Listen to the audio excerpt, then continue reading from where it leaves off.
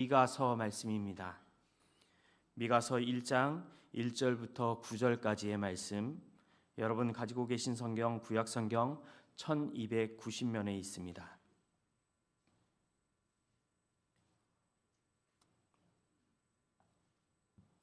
미가서 1장 1절 말씀부터 9절까지의 말씀을 한 절씩 교독하시고 마지막 9절은 합독하도록 하겠습니다.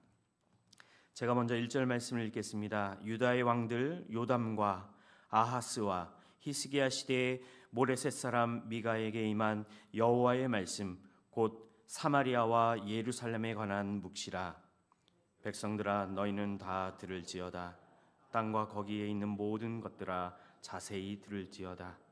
주 여호와께서 너희에게 대하여 증언하시되 곧 주께서 성전에서 그리하실 것이니라.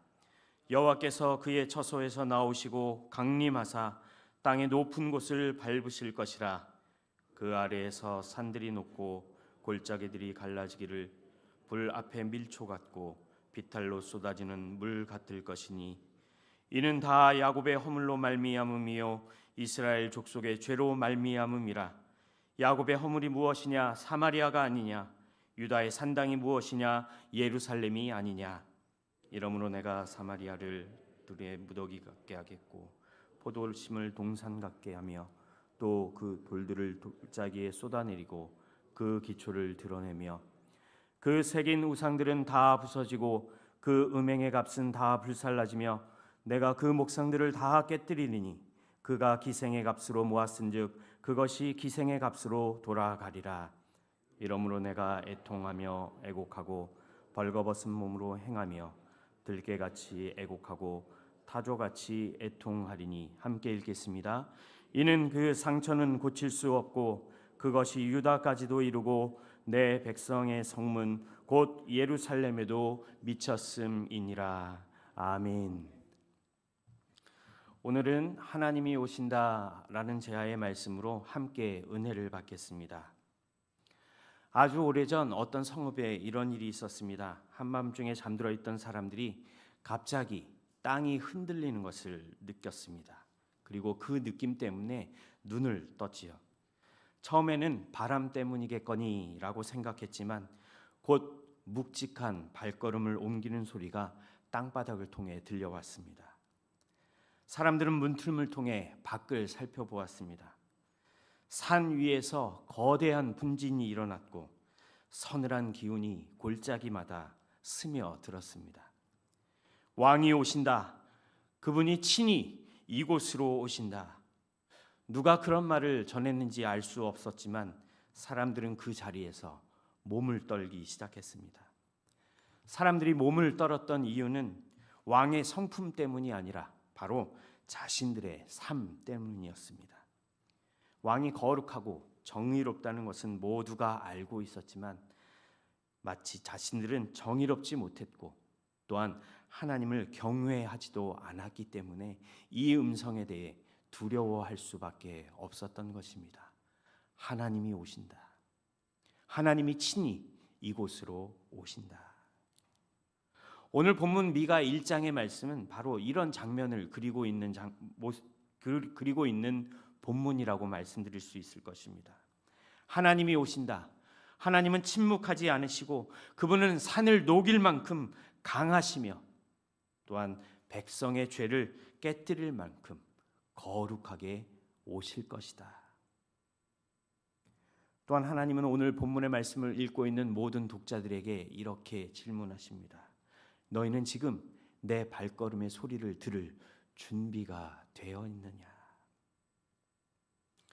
오늘 본문 미가서는 남유다의 요담, 아하스, 히스기야의 시대, 즉 영적으로나 정치적으로 가장 복잡했던 시기에 하나님의 백성들에게 주어졌던 경고의 말씀, 하나님 묵시의 말씀이었습니다. 미가가 사역하던 시기에 북이스라엘은 정치적으로나 신앙적으로 이미 타락했고 남유다도 마찬가지로 흔들리던 그런 시기를 겪고 있었습니다. 겉으로는 번영한 국가의 모습을 보이고 있었지만 내부적으로는 부패가 만연했던 그런 시기에 하나님께서 주신 말씀이었습니다. 오늘 본문 미가서 1장 전체는 하나님의 나타나심으로 시작하고 있다라고 말씀드려도 과언은 아닐 것입니다. 먼저 오늘 본문 3절 말씀에 이렇게 기록하고 있습니다. 여호와께서 그의 처소에서 나오시고 강림하사 땅의 높으신 곳을 밟으실 것이라. 어떤 이유에서인지 모르겠지만 여호와 하나님께서 그의 성전에서 나오신다라고 기록하고 있습니다. 계속해서 4절을 말씀은 이렇게 기록하지요. 그 아래에서 산들이 녹고 골짜기들이 갈라지기를 불 앞에 밀초 같고 비탈로 쏟아지는 물 같을 것이다. 높은 곳이 흔들리며 산이 녹아내릴 정도로 여호와 하나님께서 오심을 그리고 있는 것입니다. 그리고 마지막 5절에서 그 이유를 분명하게 기록하고 있지요. 우리 다 함께 5절 말씀을 같이 읽어보겠습니다. 이는 다 야곱의 허물로 말미암음이요 이스라엘 족속의 죄로 말미암음이라. 야곱의 허물이 무엇이냐? 사마리아가 아니냐? 유다의 산당이 무엇이냐? 바로 백성의 죄가 드러나고 있다라고 기록하고 있습니다. 특별히 오늘 본문 5절 말씀에서 야곱의 허물이다, 유다의 산당이다라고 분명하게 기록하고 있습니다. 그러면 야곱의 허물은 과연 무엇일까? 오늘 본문에서 야곱의 허물이 무엇이냐? 사마리아가 아니냐라고 기록하고 있지요.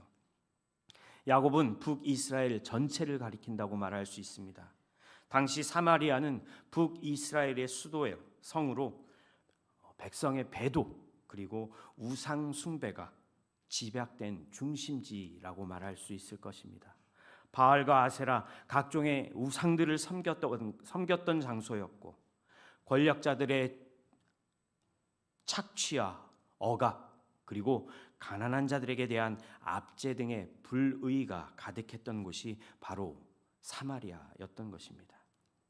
제사는 드리고 있었지만 마음은 이미 하나님을 떠난 상태, 하나님을 의지하지 않았던 영적 배반의 장소가 바로 사마리아였던 것입니다. 야곱의 허물은 사마리아로부터 북이스라엘 전체를 향해 이미 만연해 있었음을 오늘 본문을 통해 경고하고 있지요. 그렇다면 유다의 산당은 무엇입니까? 오늘 본문에서 유다의 산당이 무엇이냐? 예루살렘이 아니냐라고 기록하고 있습니다. 산당은 어떤 곳을 의미하지요? 우상 숭배의 중심지를 의미합니다. 하나님의 율법을 통해서 하나님의 백성들이 산당을 철저하게 금하셨지만 북이스라엘뿐만 아니라 당시 남유다 역시도 우상을 섬기기 시작했다라고 볼 수 있는 본문입니다. 동일하게 성전에서 예배는 드리고 있었지만 실제 삶에서는 하나님보다는 권력과 정치를 의지하였던 백성들의 타락, 영적인 타락을 경고하고 계시는 말씀이었습니다. 우리의 삶을 한번 돌아보시기 바랍니다. 우리도 마찬가지일 것입니다. 하나님이 아닌 다른 것을 의지한다거나 또한 우리의 삶의 가장 우선순위에 하나님이 아닌 다른 것이 있다면 그것이 산당이며 오늘 본문이 이야기하는 허물이 되는 것입니다. 하나님보다 더 소중하게 여기는 것이 있으시다면 오늘 과감히 하나님 앞에 내려놓으시기 바랍니다. 온전히 하나님만 바라보시는 그러한 축복과 은혜의 자녀로 살아가시는 오늘 하루가 되시길 주님의 이름으로 축복합니다. 그래서 오늘 본문 미가 1장의 말씀은 하나님이 왜 심판하시는가에 중심을 두기보다는 먼저 하나님이 정말로 오신다라는 장면을 기록하고 있음을 기억하시기 바랍니다. 그리고 오늘 본문 특별히 8절 말씀이 중요합니다. 미가가 어떻게 이야기하죠? 내가 애통하며 울부짖겠다라고 이야기하고 있습니다. 다시 말해서 미가는 심판의 소식을 즐거워하는 사람이 아니었다는 것입니다.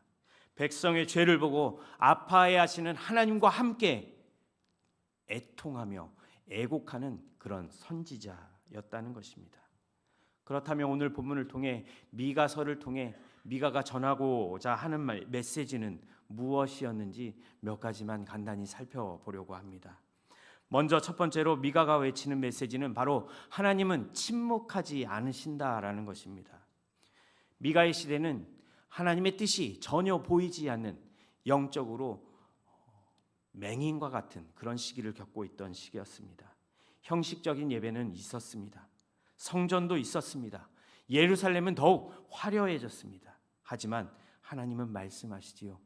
너희의 삶이 나를 부르지 않고 있다. 그래서 내가 너희에게로 친히 내려갈 것이다 라고 말씀하시는 것입니다. 우리는 종종 하나님이 침묵하시는 것이 아닌가 생각할 때가 많이 있습니다.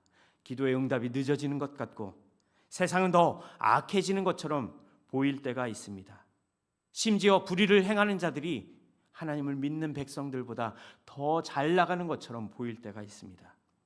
그러나 오늘 미가서는 우리에게 동일하게 이야기하지요. 하나님은 침묵하시는 하나님이 아니시다. 하나님은 오실 것이다. 하나님의 발걸음은 때에 맞춰서 오실 것이고 하나님은 죄를 그냥 지켜보지 않으실 뿐더러 하나님의 백성을 절대로 버리지도 않으실 것이다. 오늘 이 새벽에 우리가 하나님 앞에 나오는 이유가 바로 이것이지요. 하나님은 지금도 우리를 향해 말씀하시고 하나님의 음성을 들려주시고 지금도 다가오시며 오늘 새벽 우리를 깨워주신 줄 믿으시기 바랍니다. 하나님은 침묵하지 않으십니다. 여전히 말씀하고 계십니다.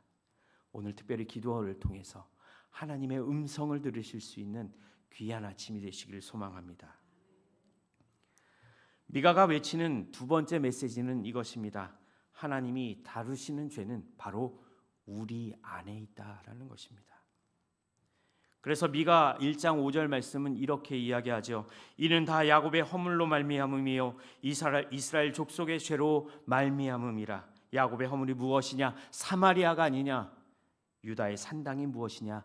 예루살렘이 아니냐? 이 모든 일은 야곱의 허물, 이스라엘의 죄 때문이다라고 말씀하고 있습니다. 하나님이 다루시는 것은 세상의 죄보다 먼저 하나님 백성의 죄를 먼저 다루신다라는 것을 기억하시기 바랍니다.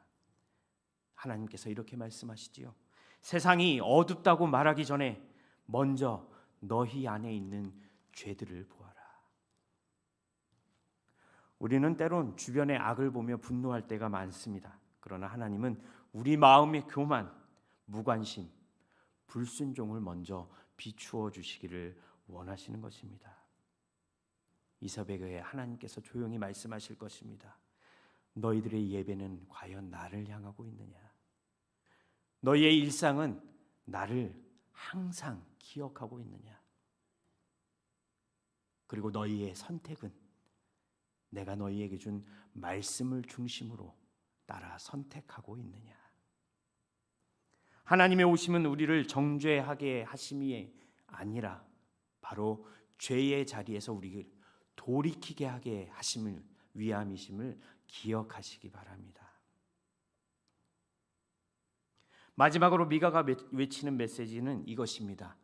하나님의 사람은 하나님의 마음으로 울 줄 아는 사람이라는 것입니다. 오늘 8절에서 미가는 미가의 자신을 이렇게 이야기하지요.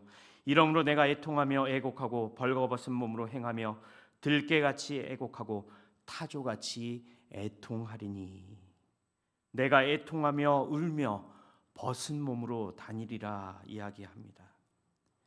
미가는 단지 하나님의 심판을 전하는 선지자가 아니었습니다. 그는 철저하게 하나님의 애통하는 마음, 하나님의 슬퍼하시는 마음을 느끼는 그런 선지자였습니다. 그래서 하나님이 아파하셨기 때문에 미가 역시도 함께 아파하였던 것입니다. 이 새벽에 우리가 간절히 기도하는 기도의 자세가 바로 이러한 자세이어야 될 것입니다. 기도는 단지 내 문제를 하나님 해결해 주십시오 라는 것이 아니라 하나님의 마음을 느끼시고 잃어버린 영혼을 향한 하나님의 간절한 마음, 하나님의 탄식, 공의와 정의가 무너진 시대를 향한 하나님의 눈물, 그리고 교회와 가정이 다시 회복되기를 원하시는 하나님의 아픔, 이 아픔과 하나님의 탄식을 우리도 느끼며 오늘 새벽 간절히 하나님 앞에 기도하시는 저와 여러분이 되기를 소망합니다. 오늘 미가서는 이렇게 이야기합니다. 하나님은 오신다. 하지만 하나님의 발걸음의 그 소리를 듣는 자가 복이 있다. 그리고 하나님은 우리 안에 죄부터 먼저 다루신다. 그러하기에 우리의 회개가 먼저 시작되어야 할 것이다. 그리고 하나님의 사람은 하나님과 함께 아파해야 하는 것이 바로 하나님의 사람이다. 오늘 이 새벽 하나님의 발걸음 소리를 듣기를 소망합니다. 그분이 우리 가정으로, 우리 교회로, 우리의 마음으로 이 시간 다가오실 것입니다. 기도하실 때 하나님께서 우리에게 이렇게 속삭이실 것입니다. 내가 왔다. 내가 너를 깨우고 너를 회복시키고 너를 다시 세울 것이다. 이 말씀, 이 음성을 들으시며 오늘 하루도 승리하시는 저와 여러분이 되길 주님의 이름으로 축복합니다. 기도하겠습니다. 사랑이 많으신 하나님, 이 시간도 침묵하지 않으시고 우리에게 오시는 하나님을 찬양합니다. 먼저 내 안에 있는 죄를 보게 하시고 죄에서 돌이키게 하시고 하나님의 마음을 깨달아 알게 하시며 함께 울며 애통하는 기도하는 사람이 되게 하여 주시옵소서. 이 새벽 우리에게 말씀하시는 하나님의 발걸음에 깨어 응답하는 우리 모두가 되게 하여 주시옵소서. 감사를 드리며 예수 그리스도의 이름으로 기도드립니다. 아멘.